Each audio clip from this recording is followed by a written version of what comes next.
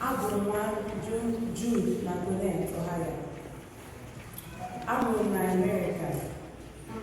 Abụkwa onye mmụju aha nọ n'ala Igbo nọ na Wandere local government area n'Imo State, Nigeria.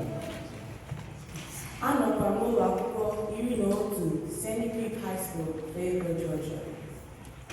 Aga m akọwa etu ihe ọgụgụ nke agụrụ taa siri metụta m n'obi n'Igbo ma kọwakwa ụfọdụ n'oyibo. Today's first reading and gospel focus on two foreigners who are suffering from leprosy. Naaman, the army commander for the king of Aram, and 10 men from Samaria. They were all miraculously healed by God. God helped Naaman through the prophet Elisha, and Jesus helped the Samaritan man, but only one came back and thanked him out of the entire group. And Jesus told him to go on his way, for his faith had saved him. In the second reading, Paul writes to Timothy from prison about how he felt alone and abandoned by his friends. However, he remembered his faith and knew that his faith would guide him through all of his trials and tribulations.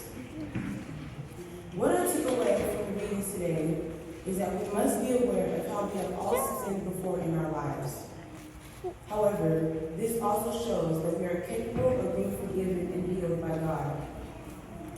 That is what united the Samaritans and Jews in today's readings.